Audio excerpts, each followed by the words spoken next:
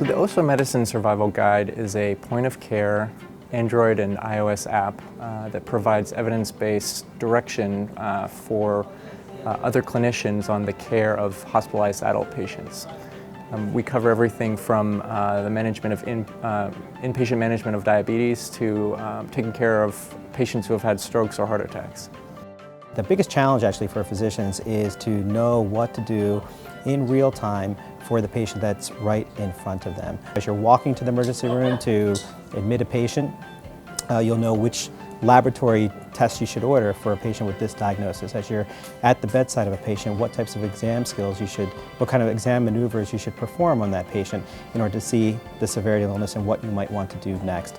It also helps you decide what therapeutics to begin with that particular patient or what type of therapies to administer. So it really is meant to provide immediate point of care information that is evidence-based and that can help provide the best care for the patient in front of you. So the guide is written by clinicians that practice this medicine every day. It's written by the house officers of the Osler Medical Training Program. It's a guide that actually started 21 years ago when the senior residents started to codify what they did and what they learned in the program for the people that came after them. So for their junior trainees, they would start to write down, for this type of patient, you have to think about A, B, and C. For this type of patient, you have to do 1, 2, and 3. And as they started to write these things down, and again, as the aggregate of information became larger and larger, it evolved into a book. And that book was then printed, and it was printed year upon year.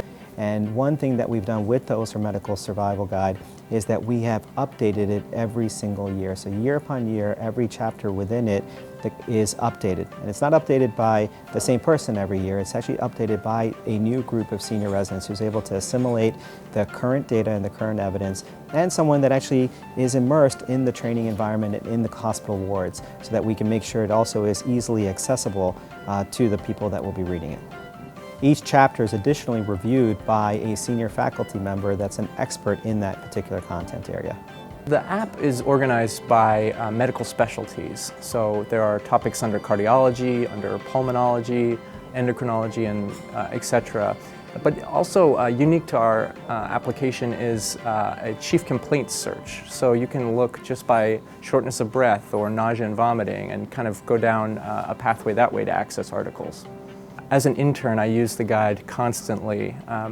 When you're new to medicine, it's all very overwhelming, and there's so much information to keep track of that having a lead into taking care of a patient is just so invaluable. So the audience, when the guide was originally authored, was other house staff, other residents.